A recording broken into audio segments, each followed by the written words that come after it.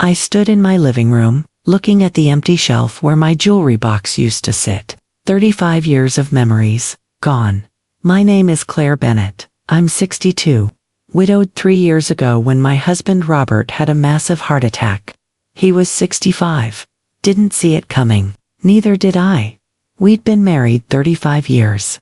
High school sweethearts. Married at 24. Built a life in Salem, Massachusetts. Bought this house when Owen was born. Small, modest, 3 bedrooms. Paid off 15 years ago. Robert was a history teacher. High school. Loved his job. Loved his students. Loved me. Every anniversary, every birthday, every special occasion, he gave me jewelry. Not expensive. We were teachers. We couldn't afford expensive. But beautiful, thoughtful. Vintage pieces from estate sales, antique shops. Each one had a story. Our first anniversary, pearl earrings. Simple, classic, like you, he'd said. Our 10th, a necklace, Mikimoto pearls. He'd saved for months. Our 20th, an Art Deco brooch, found it at an estate sale. Reminds me of your grandmother, he'd said. And my grandmother's ring. The one Robert proposed with Art Deco, 1920s, had been in my family for generations. That collection sat in a wooden box in my bedroom closet, not displayed, too precious, too personal. I took pieces out on special occasions, wore them, remembered. Now they were gone. It started 2 weeks ago, routine gallbladder surgery. Nothing serious. But I'd be in the hospital 5 days. Recovery, observation.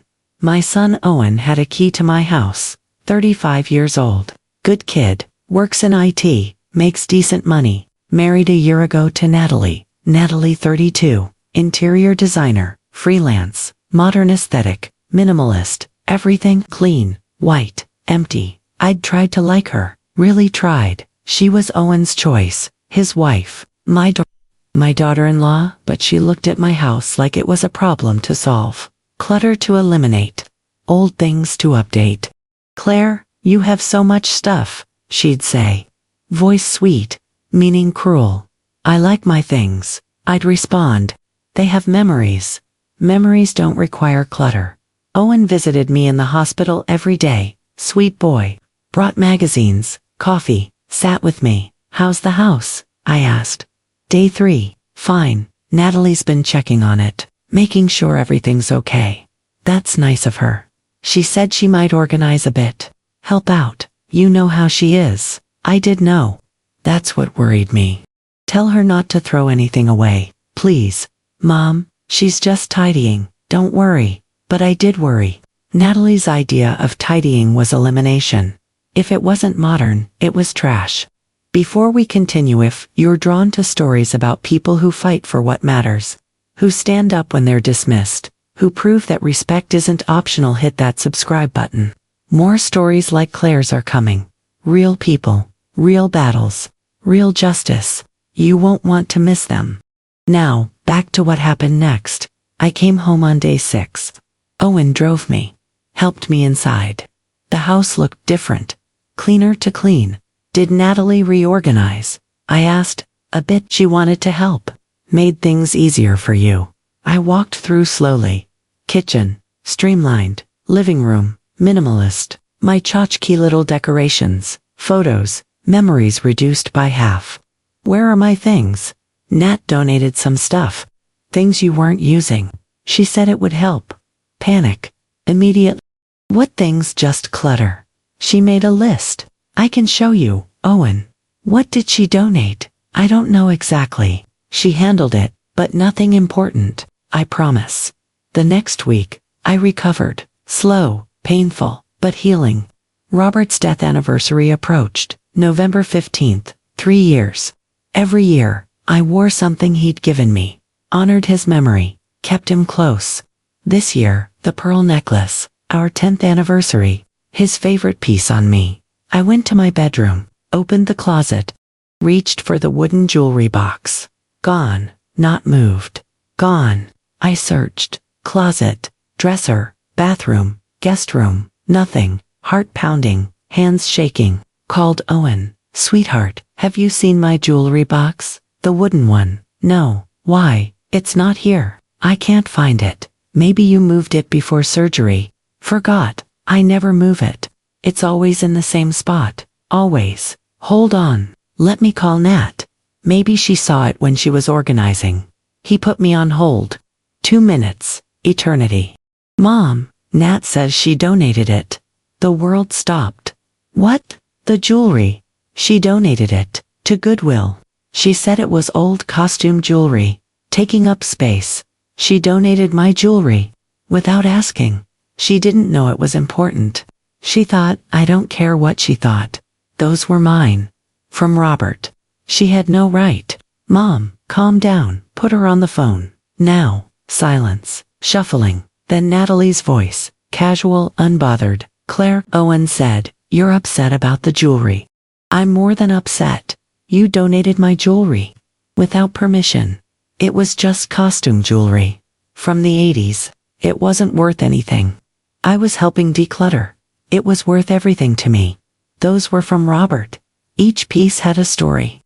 Well, I didn't know that. They looked cheap. I assumed they were junk. You assumed you went into my home, took my property, and donated it based on assumption. I was trying to help. Your house was cluttered. I was doing you a favor. A favor? You stole from me. That's dramatic. One donated old jewelry. Get over it. I hung up, shaking, crying, furious. Owen called back. Mom, I'm sorry. Nat didn't mean. She absolutely meant it. She judged my things, decided they were worthless, threw them away. Maybe we can get them back. I'll take you to Goodwill. We'll explain. Fine, tomorrow, but I knew. Goodwill sells things fast. They were probably gone. My neighbor Patricia came over that evening, 60 years old. Widow like me. Best friend for 20 years. What's wrong? You look terrible. I told her everything. The surgery, Natalie's organizing, the donated jewelry. She did what? Donated everything, without asking. Claire, that's theft. Legally. She can't just take your property. She thought she was helping. She was controlling. That's what Natalie does. Controls, judges, decides what's best for everyone. What do? You fight. You get your jewelry back. Or you make her pay. Owen organized a family dinner 3 days later. His idea? To smooth things over. His house. Townhouse in Salem. Nice neighborhood. $425,000. He and Natalie bought it 2 years ago. Attendees me, Owen. Natalie, Natalie's mother Diane. And Patricia I'd asked her to come. Needed support. Diane Foster. 58, retired marketing executive. Elitist. Superficial. Raised Natalie to value aesthetics over substance. We sat. Awkward. Tense. Natalie served dinner. Salmon, asparagus, quinoa, everything modern, bland. I waited until dessert. Couldn't wait longer. Natalie, I need to talk about the jewelry. She sighed. Dramatic. Claire, I already explained. You didn't explain. You dismissed. Those pieces weren't yours to give away. They were cluttering your closet. They were memories. From Robert, some from my grandmother. They meant something. Natalie set down her fork. Looked at me like I was a child. Claire, they were ugly. Costume jewelry from the 80s. I did you a favor. No one wears that tacky stuff anymore. It was garage sale trash. I saved you the embarrassment. Silence. Heavy. Stunned. Diane laughed. Actually laughed. Natalie's right, Claire. You should thank her. Out with the old. In with the new. That's what I always say. Patricia stood. Fast. That wasn't your decision to make. Natalie rolled her eyes. It's done. Move on. Owen looked uncomfortable. Nat, maybe you should have asked about junk jewelry. Please. I stood, hands shaking, voice breaking. Those were my memories. My marriage, 35 years, and you threw them away like garbage. Natalie shrugged. You're being dramatic. They're just things. They weren't just things to me. I grabbed my purse, left. Patricia followed.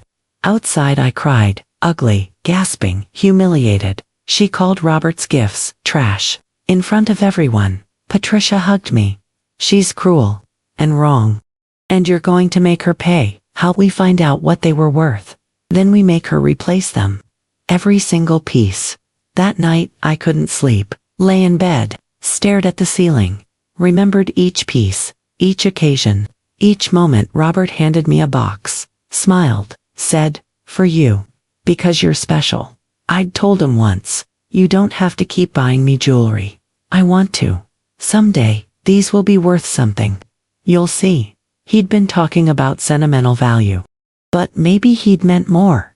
I got up, went to my office, small room, desk, filing cabinet. Robert kept records, receipts, certificates, photos. I found the file. Jewelry Claire. Inside, receipts from antique shops, estate sales, jewelers' photos of each piece, some with certificates of authenticity. I spread them on the desk, stared. The ring. My grandmother's Art Deco engagement ring. Photo certificate. Circa 1925. Platinum. Diamonds. The necklace. Mikimoto pearls. Receipt. Vintage. Original clasp. Certified authentic. The brooch. Trifari signed piece. Photo receipt. Earrings. Bracelets. Pins. 23 pieces total. All documented. All photographed. All real. Natalie thought they were costume jewelry. Fake. Worthless. What if they weren't? What if Robert was right? What if they were worth something? I grabbed my phone. Googled jewelry appraisal. Salem M.A. Morrison, fine jewelry. Established 1952. Appraisals. Estate jewelry. I'd go tomorrow. Find out. Not for money. For proof. Proof that Natalie was wrong. That my treasures weren't trash. That Robert's love wasn't worthless. I packed the photos and receipts carefully. Folder, envelope, ready. Tomorrow, I'd learn the truth. And then I'd decide what to do about Natalie. Chapter 2. The Discovery. Morrison Fine Jewelry sat on a corner in downtown Salem. Old building. Brick, established 1952. The sign said, I'd driven past it 1,000 times. Never been inside. Today, I walked in. Folder in hand, photos. Receipts, certificates. Everything Robert had saved. The shop was quiet, elegant. Glass cases everywhere. Jewelry sparkling under lights. An older man appeared from the back. 70s maybe. Gray hair. Kind eyes. Good morning, can I help you? I hope so. I need jewelry appraised. But I don't have the actual pieces. Just photos and documentation. That's unusual. What happened to the jewelry? It was donated. Without my permission. I'm trying to find out what it was worth. His expression shifted. Understanding, sympathy. I see. Let me take a look. We sat at a table. I spread out the photos. One by one, each piece. He pulled out a loupe.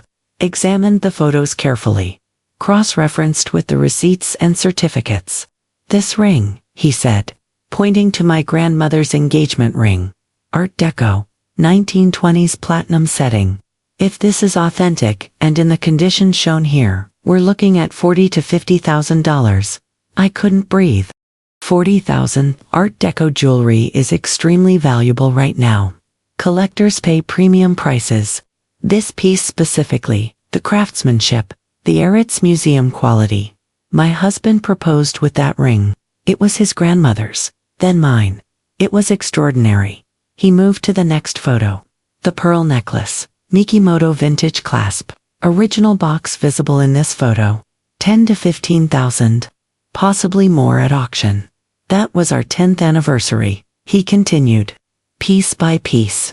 The brooch. 2,000. The earrings. 3,000. The bracelet. 5,000. On and on. 23 pieces total. When he finished, he looked at me seriously.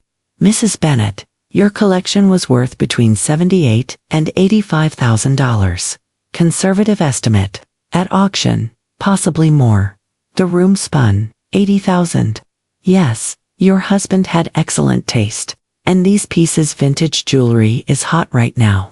Collectors are paying top dollar. My daughter-in-law thought they were costume jewelry. Fake. Worthless. She was very, very wrong. I drove to Goodwill immediately. The one on Highland Avenue, where Natalie said she'd donated. Inside, I found the manager. Woman in her 50s. Namatag Susan. I need to ask about a donation. Made 2 weeks ago. Jewelry. Lots of it. Do you have a receipt? No. I wasn't the one who donated. My daughter-in-law did. Without my permission. I need to get the items back. Susan's face fell. I'm sorry, ma'am. Donated items are processed and sold within 48 hours.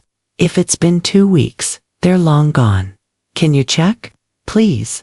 They were worth a lot of money. She went to her computer, typed, clicked, frowned. I see the donation. November 2nd, large jewelry lot, 20 plus pieces, vintage. That's it. Can you tell me who bought them? I can't disclose buyer information. Privacy policy, please. Those were mine. They were donated without my permission. I understand, but legally, once items are donated and sold, they belong to the buyer. We can't reverse that. Who bought them? I'll contact them directly. Offer to buy them back. Susan hesitated. I can tell you this much. A regular bought them. Someone who comes in weekly looking for vintage items. Collector. Paid cash. How much? I really shouldn't. Please. She looked around, lowered her voice. $68,000. My legs went weak. What? He's a professional. Knows value. Offered $68,000. We accepted. That's our biggest single sale ever. And you can't tell me who he is. No. But if you want to pursue this legally, you'd need to contact a lawyer. They can subpoena our records. I sat in my car, crying again, furious, devastated, helpless. $68,000. Natalie donated $68,000 of my property and called it trash. Patricia answered on the first ring. Did you find out? They were worth $80,000? The appraiser said so. And Goodwill sold them for $68,000 to a collector. Silence. Then, Jesus Christ, she gave away $80,000. And she won't even apologize. You need a lawyer, right now, today. I don't want to sue. I just want them back. They're gone. Claire sold. You can't get them back, but you can make Natalie pay. Literally. That feels wrong. What feels wrong is her stealing $80,000 from you. That's what this is. Theft. She needs to make it right. Owen will be caught in the middle. Owen is an adult. He'll deal, but you're his mother, and Natalie wronged you. He needs to support you, not her. I drove to Owen's house, unannounced, 4 p.m. He'd be home from work. His car was in the driveway, so was Natalie's. I knocked. Owen answered, surprised Mom. What's wrong? I need to talk to you. Both of you, now. They sat on the couch. I stood, folder in hand. I had the jewelry appraised, from photos and receipts. Your father kept records of everything. Okay. Owen looked confused. The collection was worth $80,000. Natalie laughed. Actually laughed. That's impossible. It's not. The appraiser confirmed it. Art Deco ring, $45,000. Mikomoto pearls, $12,000. Vintage pieces, collectibles, total, $80,000. Owen's face went pale. Mom, are you serious? Completely. And Goodwill sold them for $68,000 to a collector. Professional buyer. Knows value. Natalie stopped laughing. I didn't know. You should have asked. Before donating property that wasn't yours, they looked cheap. How was I supposed to know? By asking, by respecting my things, by not assuming you know better. Owen stood. Nat, do you understand what you did? I was helping. You gave away $80,000 of my mother's property. I didn't know the value. That's not a defense. I was shaking. You had no right, knowing the value or not. They weren't yours. Natalie crossed her arms. What do you want? An apology. Fine. I'm sorry I didn't know your junk was expensive. That's not an apology. That's an insult. Then what do you want? I want them back. Or I want to be compensated. Compensated? You want me to pay you $80,000? Yes. I don't have that kind of money. And I'm not paying for something I donated in good faith. Good faith. You called them trash. In front of my face. You humiliated me. You're overreacting, am I? Your own words? Garage sale trash. Tacky. I saved you the embarrassment. Those were your words. Owen looked at Natalie.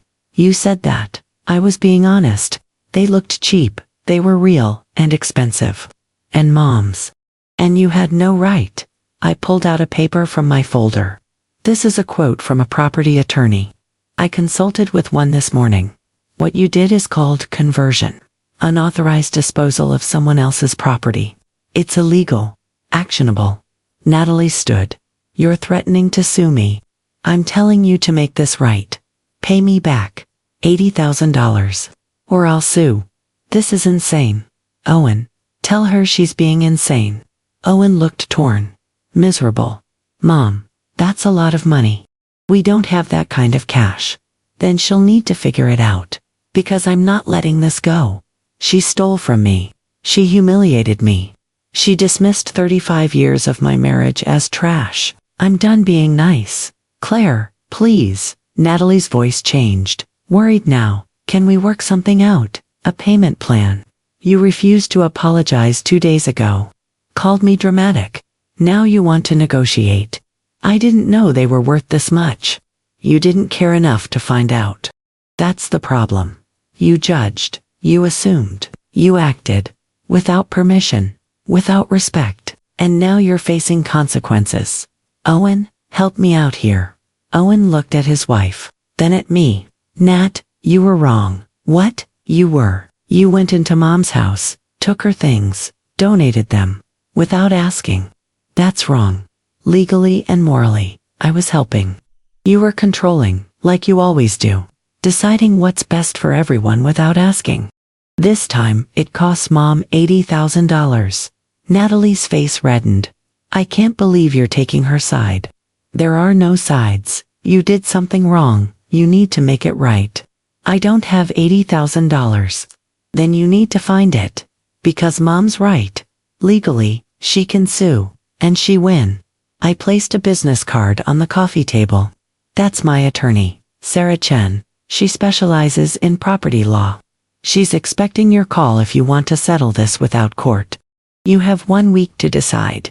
Pay me back or I file a lawsuit. Natalie stared at the card. You're serious. Completely. 1 week I left. Didn't look back. Owen called that night. Mom, can we talk? About this. The jewelry, the lawsuit. Everything. What's there to talk about? She stole from me. She didn't mean to. Intent doesn't matter. She took property that wasn't hers. Disposed of it. That's conversion. The lawyer explained it clearly. $80,000. Mom. That could destroy us financially, I know. But she destroyed something irreplaceable. Those weren't just expensive. They were Robert, our life, our memories. And she threw them away like garbage. Silence. Then, I'm sorry. I should have stopped her. Should have been there. You gave her a key. Told her to check on the house. That's fine. But she overstepped massively. And she won't take responsibility. She's scared, panicking. She knows she messed up. Then she should apologize. Genuinely. And pay me back. We don't have that money. You have a house. Assets. Savings. You'll figure it out. Or she'll lose in court and be forced to pay anyway.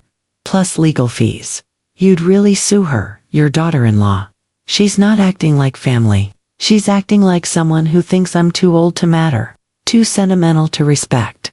She made that clear at dinner. In front of everyone. So yes, I'll sue. Unless she makes it right. Owen sighed. I'll talk to her. You have 6 days left.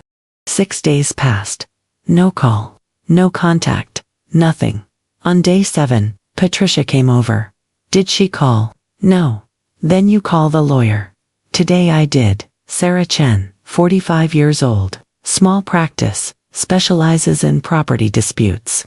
Her office was modest. Professional. She listened to everything. Took notes. This is textbook conversion. She said. Unauthorized disposal of property. You have documentation, photos, appraisal, goodwill records showing sale value. You have a strong case. Can I get the jewelry back? Probably not. The buyer is what's called a good faith purchaser. They bought legitimately from Goodwill. They're protected.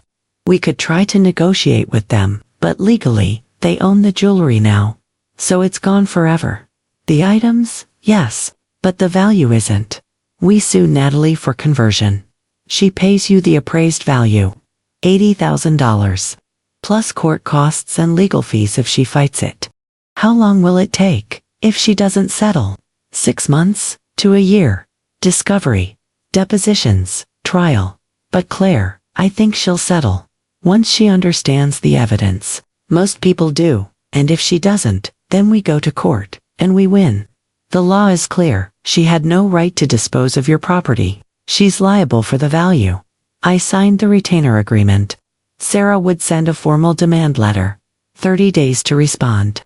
Pay or face lawsuit. How do you feel? Sarah asked. Sad? Angry, but sure. This is right. She needs to understand that actions have consequences. They do, and she'll learn. The expensive way.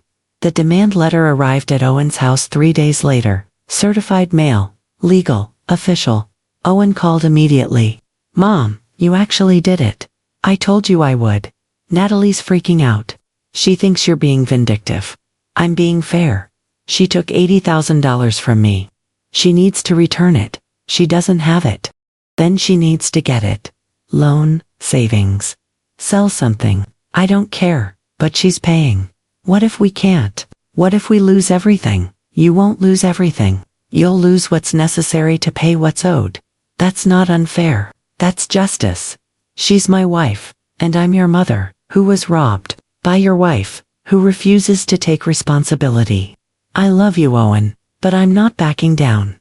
He hung up, didn't say goodbye. Patricia sat next to me on the couch. How are you? I just alienated my son.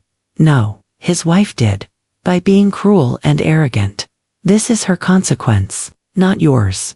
What if he never forgives me? He will. When he sees you were right. When he realizes Natalie was wrong. He'll come around. I promise. I wanted to believe her, but I wasn't sure. All I knew was this. Natalie thought my treasures were trash. She gave them away without a second thought. Now she'd pay. Every single dollar. Not for revenge, but for respect. For acknowledgement. For justice. Robert's jewelry wasn't trash. Our marriage wasn't worthless. My memories weren't disposable. And Natalie was going to learn that the hard way. Whether she wanted to or not. Chapter 3. The legal action. Sarah Chen filed the lawsuit 32 days after the demand letter. Natalie never responded. Not once. Ignored the certified mail. Ignored the deadline. Pretended it didn't exist. Some people think ignoring legal action makes it disappear, Sarah said. It doesn't. It makes it worse. The lawsuit was filed in Salem District Court. Claire Bennett v. Natalie Foster Bennett. Conversion of property. Damages sought. $80,000 plus court costs. The summons was delivered by a sheriff's deputy. Knocked on Owen's door. Handed Natalie the papers. Official. Unavoidable. Real. She called me immediately, screaming, "You actually sued me. This is insane. You had 30 days to respond. You didn't. Because I thought you'd come to your senses. I am sensible. You stole from me. Now you're paying for it. I donated old jewelry. That's not stealing. It wasn't yours to donate. That's the definition of stealing. Legally, I'm hiring a lawyer. I'm fighting this. Good. The evidence is overwhelming. You'll lose, and it'll cost you more." She hung up.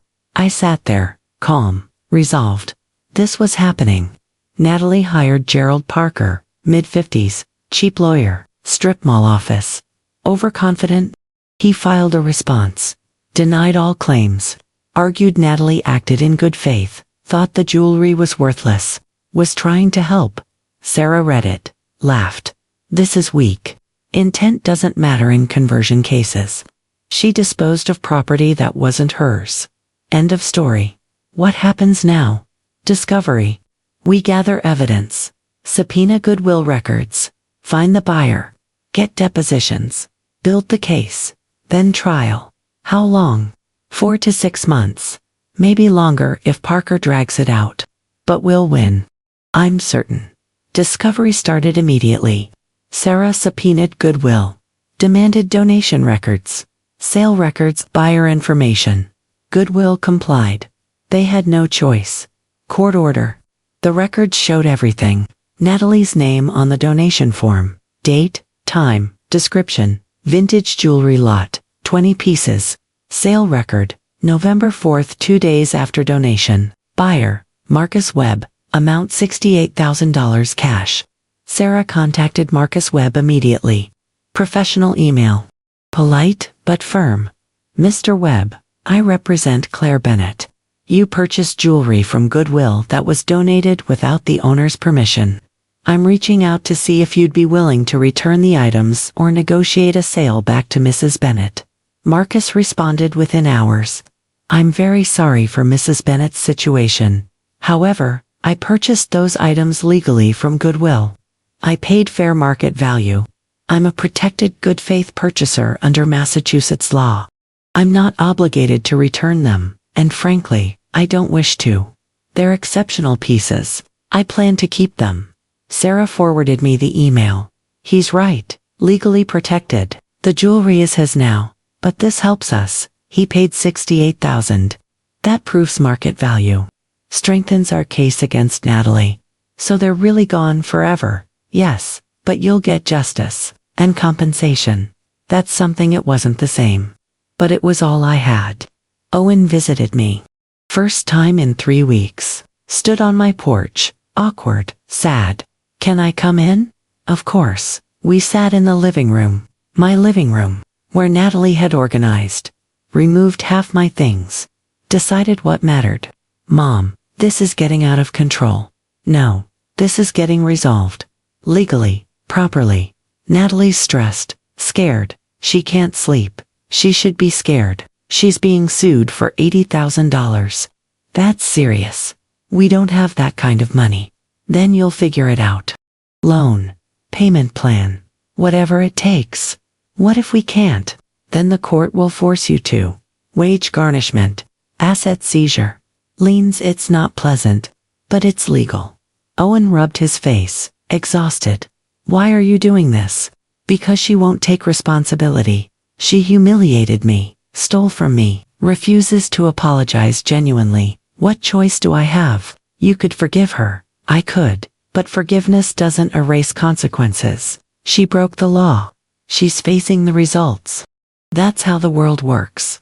She's my wife, and I'm your mother. Who she wronged? Whose side are you on? I don't want to choose sides. Then don't. Stay neutral. But don't ask me to drop this. I won't. He stood. I just wish there was another way. There was.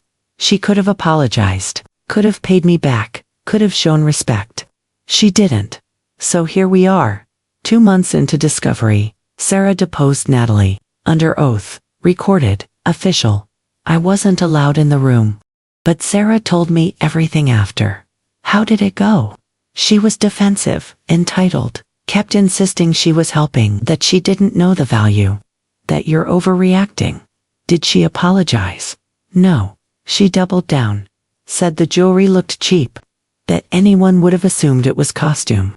That she was doing you a favor by clearing clutter. Even under oath. Even under oath. Parker tried to paint her as well-intentioned, but she came across as arrogant, dismissive. The kind of person a jury wouldn't like. Will this go to a jury? Probably not. Most civil cases settle. But if it does, we'll win easily. Sarah deposed me the following week. My side, my story, my evidence. I brought everything. Photos, receipts, certificates, Robert's handwritten notes about each piece, where he bought it, why he chose it, what it meant. This necklace, I said, holding a photo. Our 10th anniversary. He saved for 6 months. Worked overtime. Said I deserved something beautiful. Something lasting. That's what each piece was. A promise. A memory. A piece of our life together. Sarah's assistant was crying. Actual tears. That's beautiful, Mrs. Bennett. It was till Natalie decided it was trash. 3 months in, trial date was set, June 15th, 4 months away. Enough time for both sides to prepare. Parker tried settlement negotiations. Twice, Sarah refused both offers. What did they offer? First offer, 20,000. Said that's all they can afford. Take it or leave it. That's a quarter of what they owe. Exactly. I said no. Second offer, 40,000. Payment plan, 5 years. Still half. Still insulting. I told Parker we're going to trial. Let a judge decide. What if we lose? We won't. But even if we did, which we won't, Tude own nothing. Natalie would just keep the money she stole. You're not risking anything. She is. Owen stopped calling.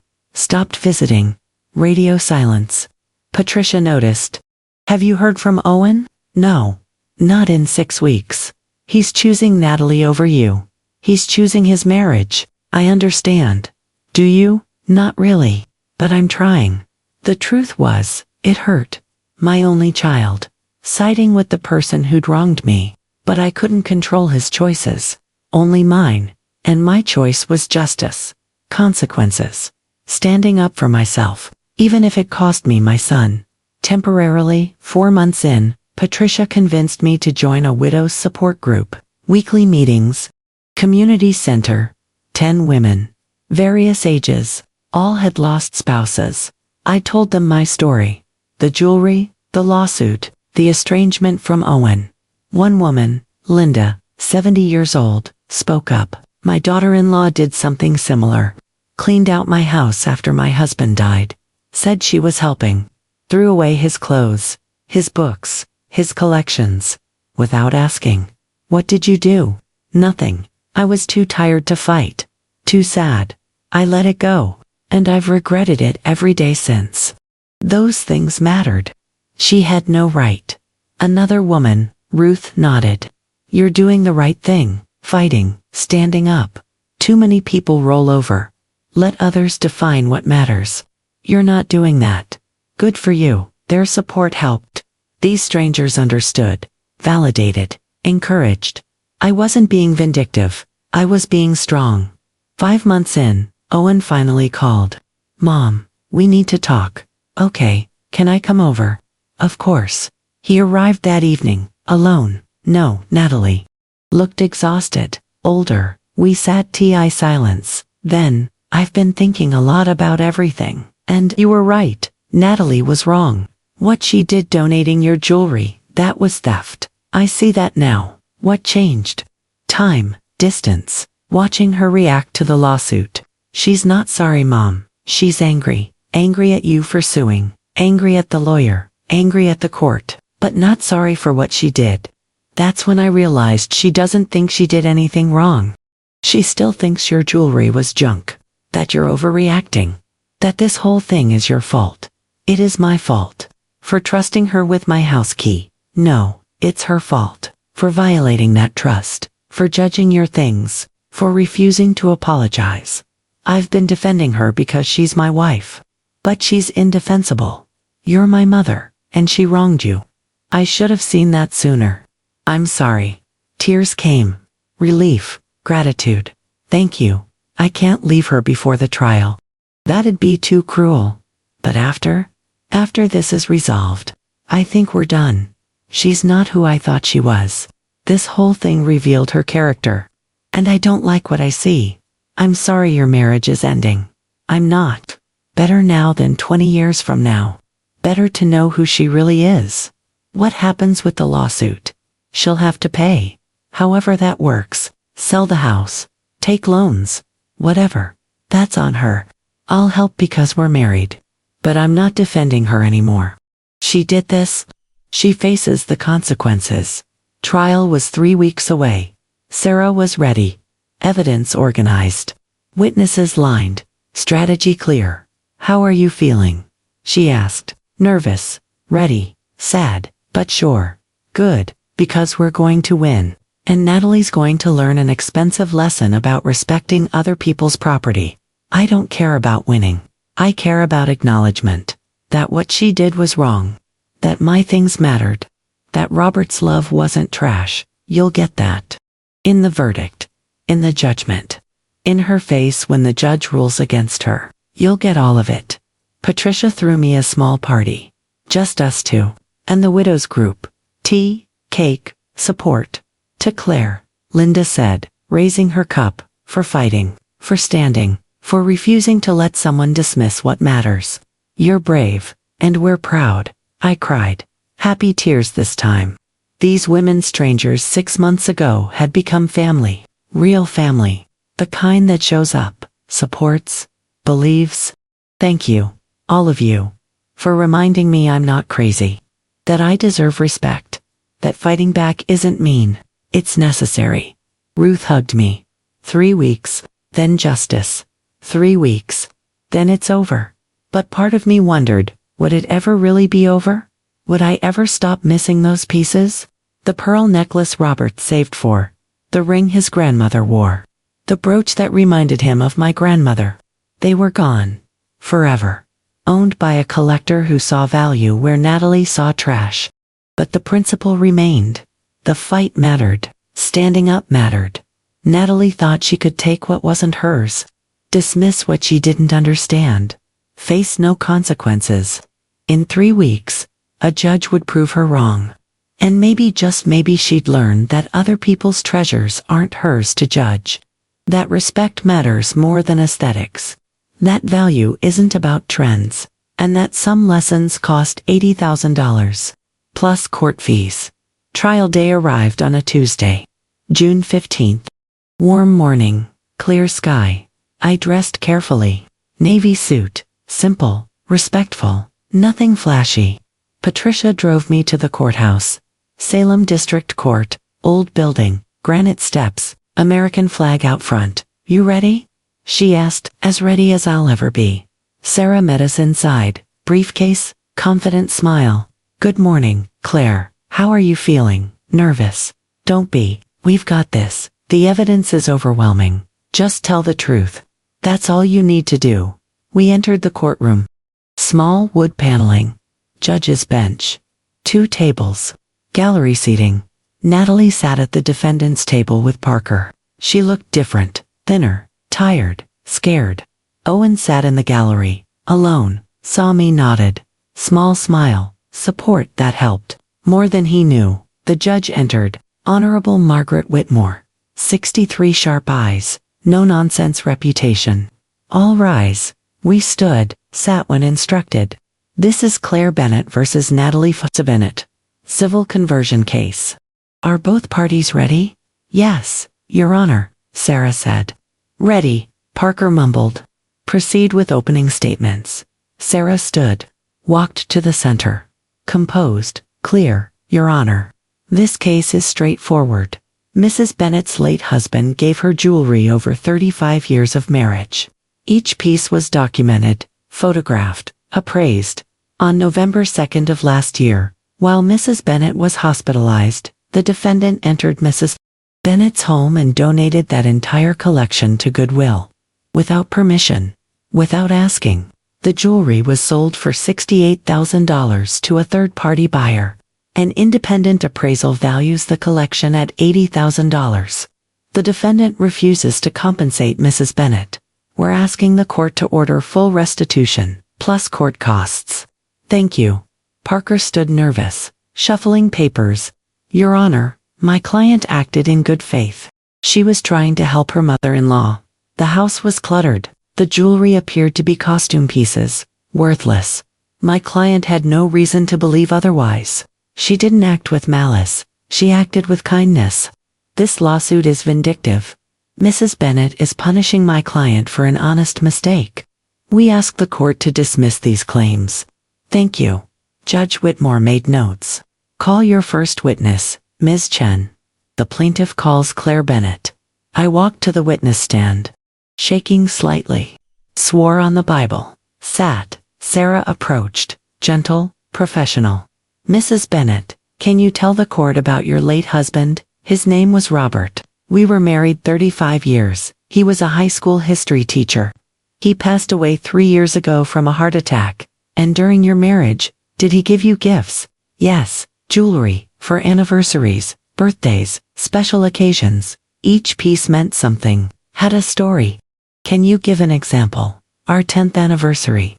He gave me a pearl necklace, Mikimoto brand. He'd saved for 6 months, worked overtime, said I deserved something beautiful. Something lasting. Did you keep these pieces? Yes. In a wooden jewelry box. In my bedroom closet. I wore them on special occasions. Mostly, I kept them safe. They were precious. What happened on November 2nd? I was in the hospital. Gallbladder surgery. 5 days stay. My son Owen had a key to my house. His wife Natalie went to check on things. When I came home, my jewelry box was gone. What did you do? I asked Owen. He asked Natalie. She said she'd donated the jewelry to Goodwill. Said it was old costume jewelry. Taking up space. How did that make you feel? Devastated. Those pieces were my marriage. My memories. Robert's love, and she threw them away without asking. Did you confront her? Yes. At a family dinner. I asked her to help me get them back. She laughed. Called them ugly. Said they were garage sale trash. Said she saved me the embarrassment. In front of other people, yes. My son, her mother, my friend Patricia. Everyone at the table. What did you do next? I had the jewelry appraised. From photos and receipts my husband had kept, the appraiser valued the collection at $80,000. $80,000, yes. The Art Deco ring alone was worth $45,000. Vintage Mikimoto pearls, $12,000. Other pieces, collectibles, vintage designer items. Total, $80,000. Did you tell the defendant? Yes, I confronted her, showed her the appraisal, asked her to compensate me. She refused, said she didn't know the value. Said she wouldn't pay. So you filed this lawsuit? Yes, because she took property that wasn't hers. Disposed of it, refused to make it right. I had no other choice. No further questions. Parker stood cross-examination. He approached carefully. Mrs. Bennett, you and my client don't get along, do you? We've had difficulties. You don't approve of her marriage to your son. That's not true. I wanted to have a good relationship with her. But you didn't. You found her controlling. Critical, isn't that right? She had strong opinions about how I should live. Yes, and when she organized your house, you were angry. When she donated my property without permission, yes, I was angry. But you never told her those items were valuable, did you? She never asked. She made assumptions. She thought she was helping decluttering, being kind, didn't she? She thought she knew better than me what mattered in my own home. That's not kindness. That's arrogance. Your Honor, Judge Whitmore held up her hand. Let her answer. Mr. Parker. Parker tried again. Mrs. Bennett, isn't it true you're using this lawsuit to punish my client? To get revenge? No. I'm using this lawsuit to get justice. She took $80,000 of my property. She needs to return the value.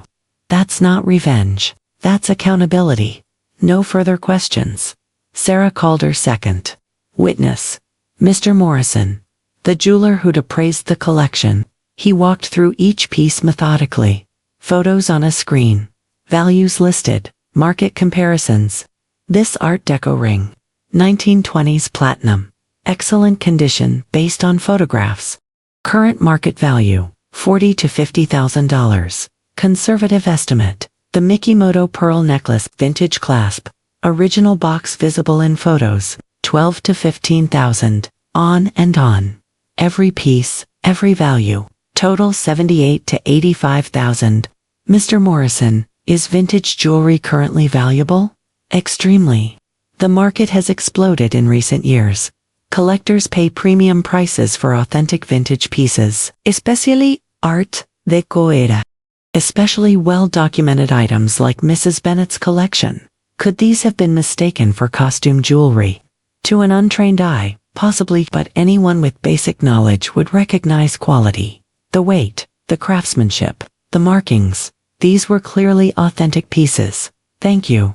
No further questions. Parker declined to cross-examine. No point. The values were documented, verified, irrefutable. Sarah called Marcus Webb, the collector who'd bought the jewelry.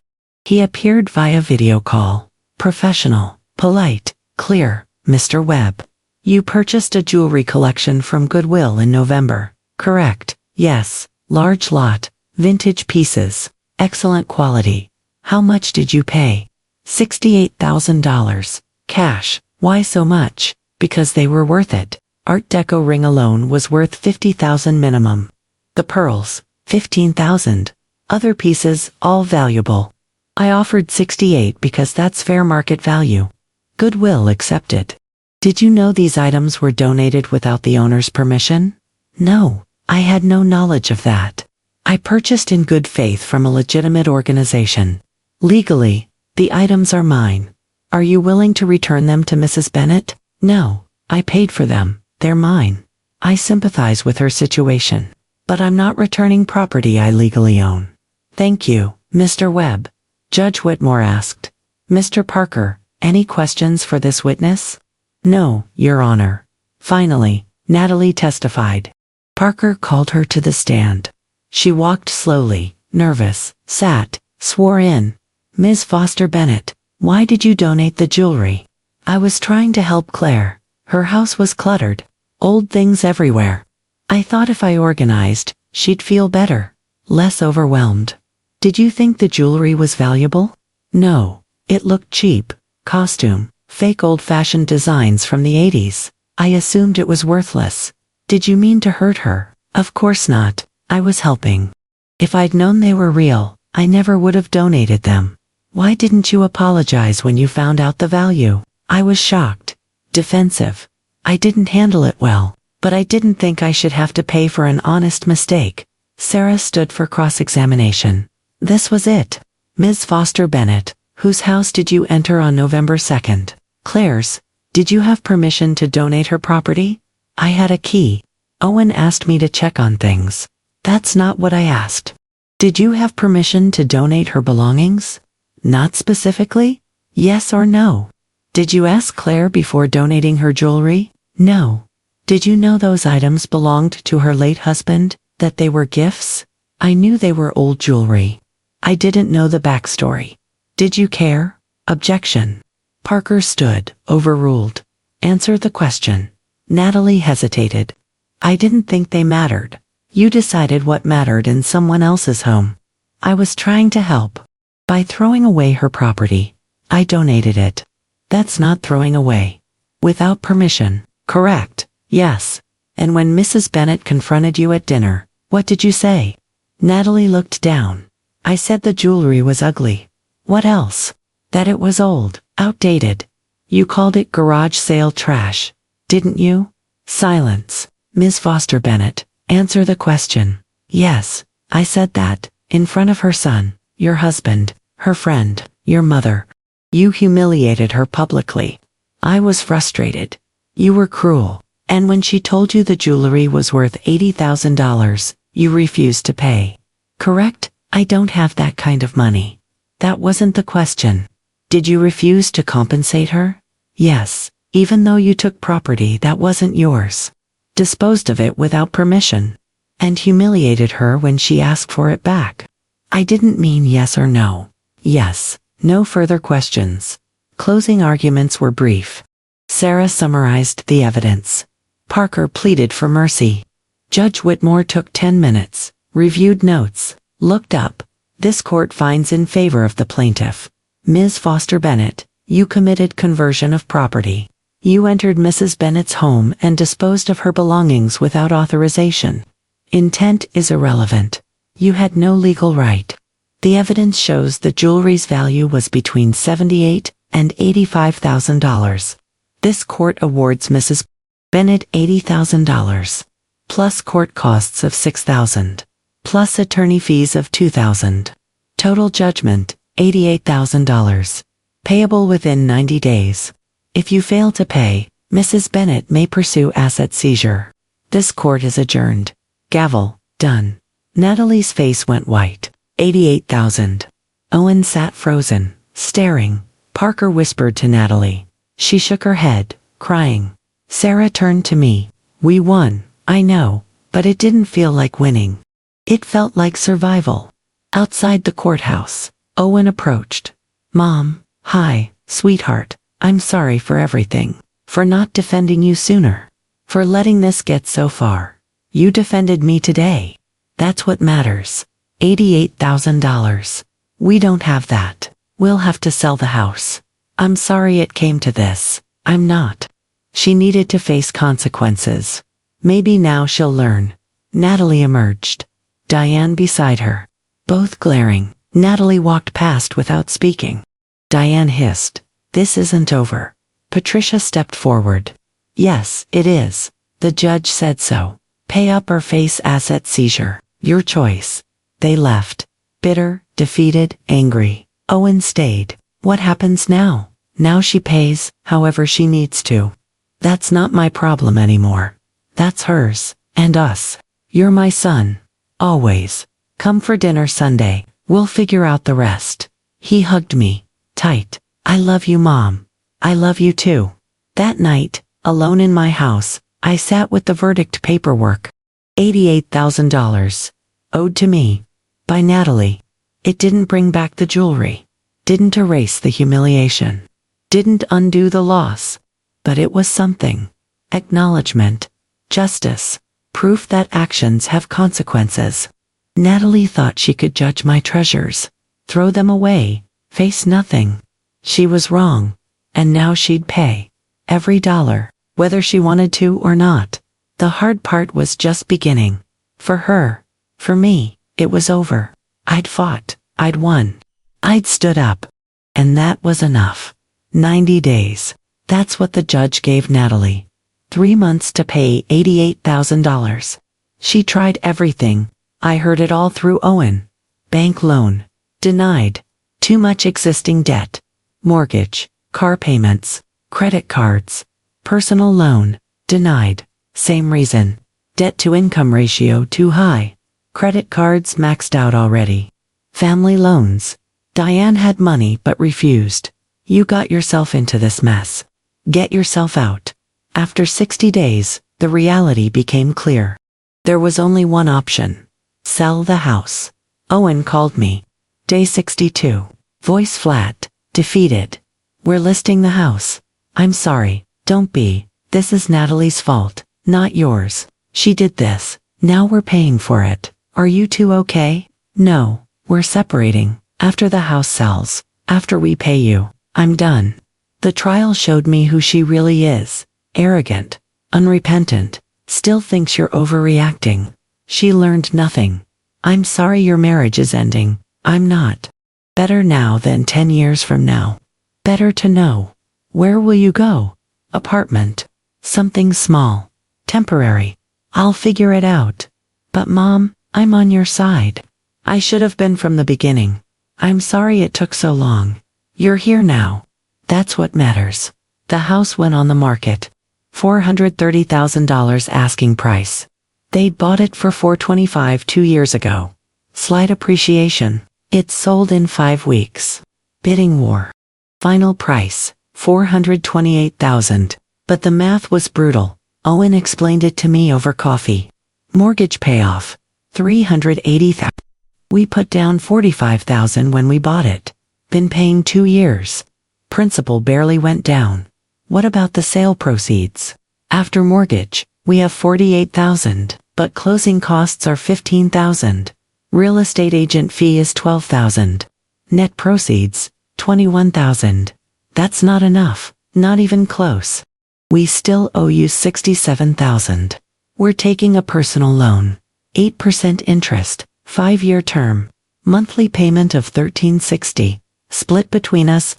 I'm paying half, even though legally it's all Natalie's debt. Because we're still married. For now, you don't have to do that. I do. Because I gave her the key. I told her to check on your house. I enabled this. I owe you too. Owen, Mom, let me do this. It's the right thing. Closing day was July 20th. 35 days before the court's 90-day deadline. Owen and Natalie signed papers. Handed over keys. Left the house they'd called home. The check came through. $21,000 from the sale. $67,000 from the loan. Total, $88,000. Sarah received it, confirmed the amount, transferred it to my account. It's done, she said. Phone call, professional but warm. You've been paid in full. How do you feel? Strange, empty, not happy, just, finished. That's normal. Justice doesn't always feel triumphant. Sometimes it just feels necessary. Thank you for everything. For believing me, for fighting. You're welcome. You deserved this. Don't ever doubt that. Owen moved into a small apartment. 1 bedroom, 800 square feet, $1,200 a month. Somerville, 20 minutes from me. I helped him move in. Boxers, furniture, starting over at 35.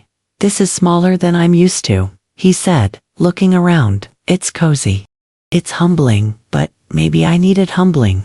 I bought that house because Natalie wanted to impress people. Her friends, her mother.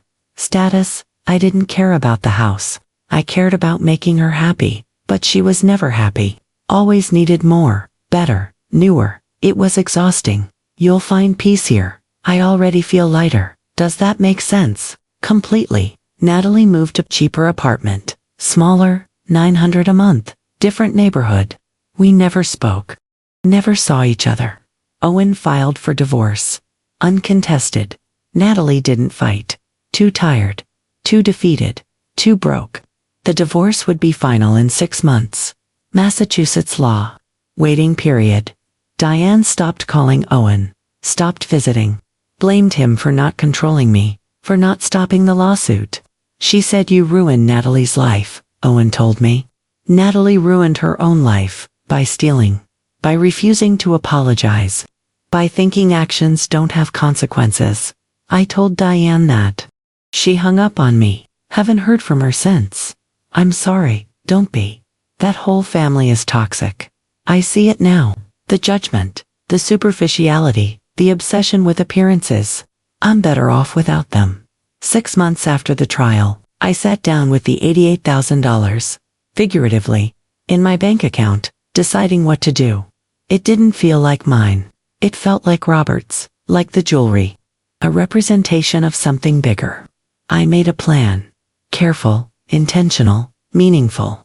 $30,000, replacement jewelry, not the originals, but beautiful vintage pieces, new memories. I went to estate sales, antique shops, found pieces that spoke to me. A pearl necklace, not Mikimoto, but lovely. A brooch Art Deco style, not the same, but special. I wore them, created new memories. Robert would have approved. $20,000 college fund, for future grandchildren. If Owen remarried, had kids, they'd have something. From their grandmother. From the great-grandfather they'd never meet. An investment in the future. $20,000, donation, hospice care. Where Robert died, they'd been kind, compassionate, professional. I donated in his name. Robert Bennett Memorial Fund. They sent a plaque. It hangs in their facility. His name, his legacy, helping others facing the end. 18,000 savings, emergency fund, security, peace of mind. The money was gone, redistributed, transformed from something ugly into something meaningful. Natalie sold her house to pay me. But I didn't keep it as punishment. I used it as purpose. That felt right. Owen came for dinner every Sunday.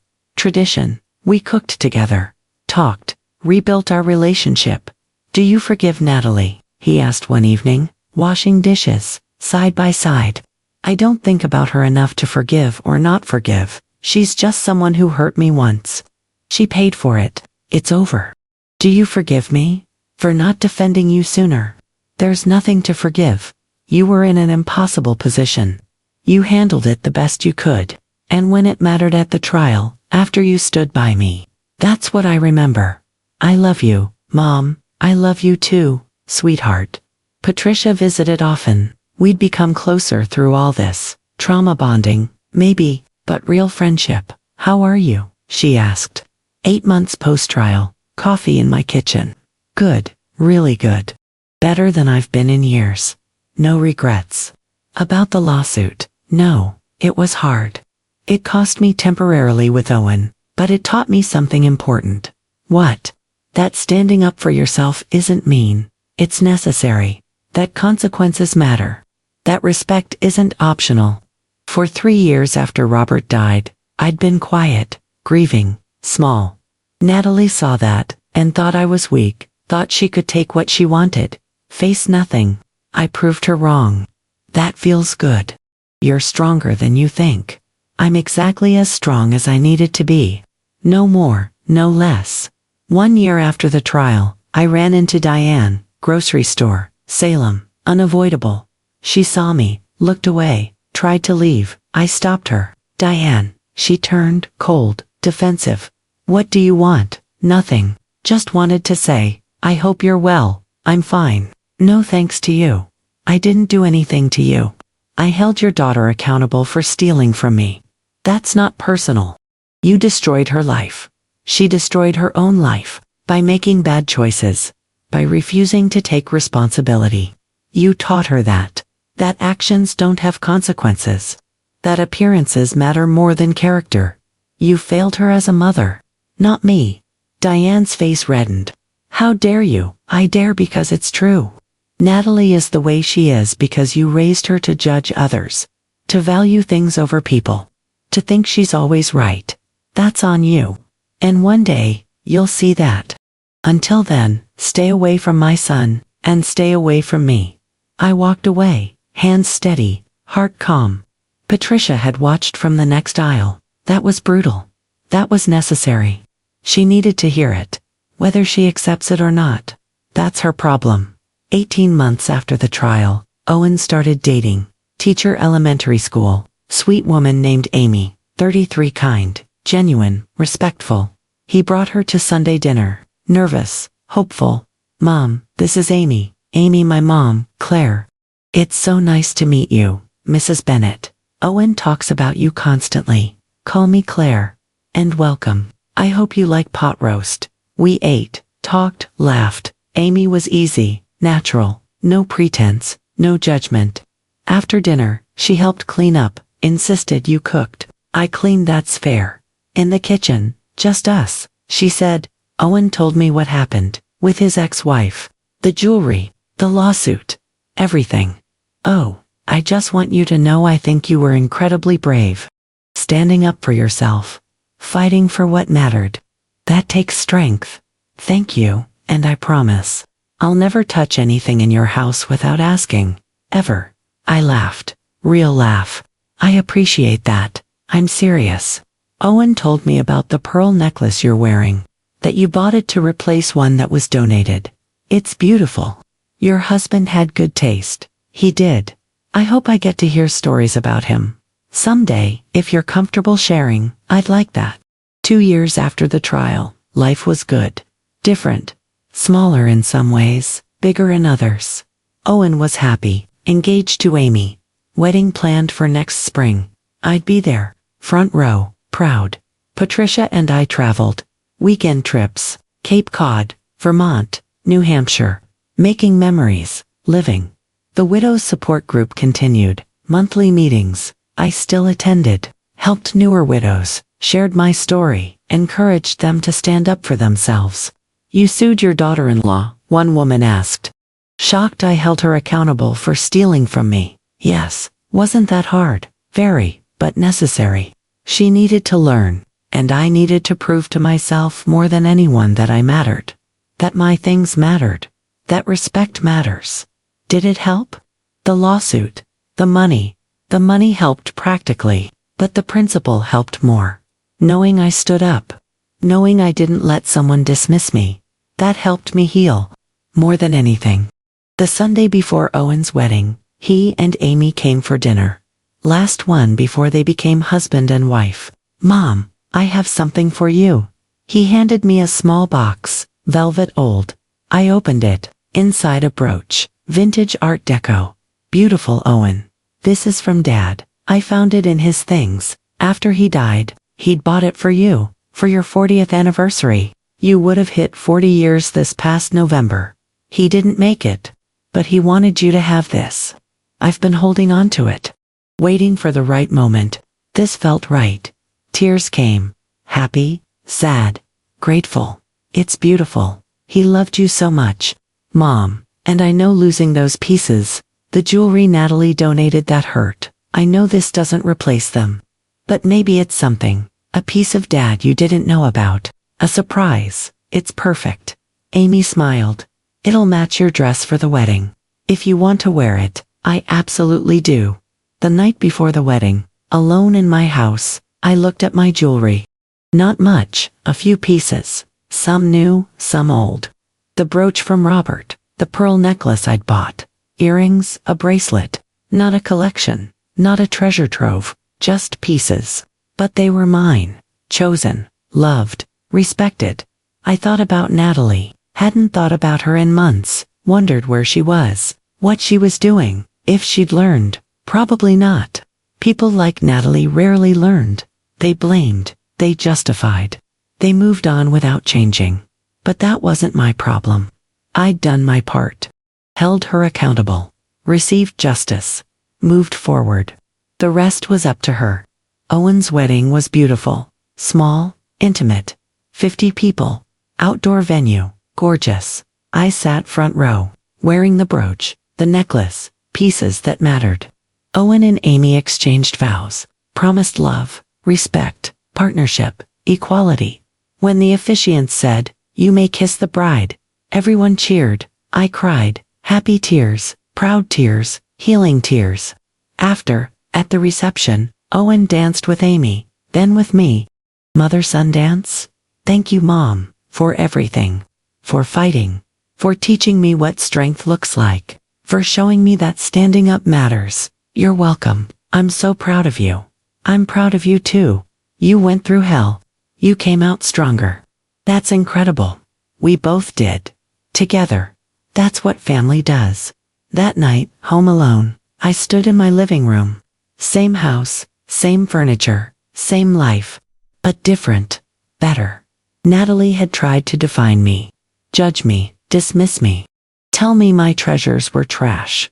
She'd been wrong. About the jewelry. About me. About everything. I'd proven that. Not with words. With action. With a lawsuit. With a verdict. With a verdict with $88,000 she'd had to pay. But more than that, I'd proven it to myself. That I mattered. That respect was non-negotiable. That standing up for yourself isn't mean or petty or vindictive. It's survival. It's strength. It's necessary. Robert used to say, value isn't about price tags. It's about meaning. He'd been talking about jewelry. But he'd been talking about people too. Natalie saw old things and thought worthless. She saw me and thought the same. She learned the expensive way that worth isn't measured by appearance, or age, or trends. It's measured by respect, by acknowledgement, by understanding that what matters to someone else isn't yours to judge. She sold her house to learn that lesson.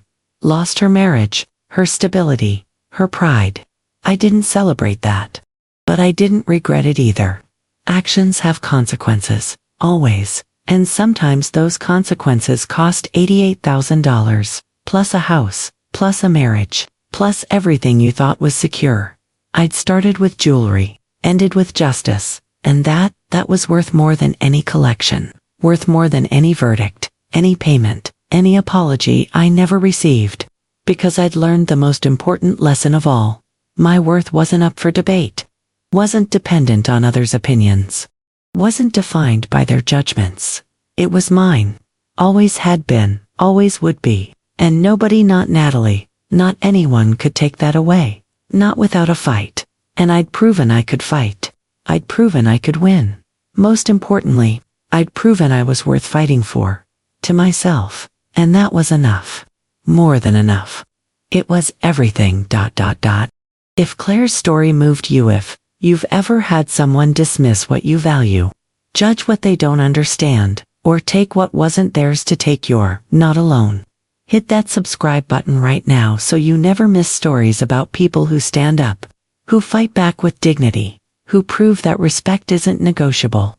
Like this video if you believe that everyone's treasures deserve protection, that consequences matter, that standing up for yourself isn't many, it's necessary. And share this story with someone who needs to hear it. Maybe someone who's been dismissed. Maybe someone who needs permission to fight back. Maybe someone who's forgotten their own worth. Drop a comment below. Have you ever had to stand up to family? How did it go? Your story might give someone else the courage they need. Because after hearing Claire's journey, we know that worth isn't about appearances. It's about meaning, about respect. About refusing to let anyone tell you that what matters to you doesn't matter at all.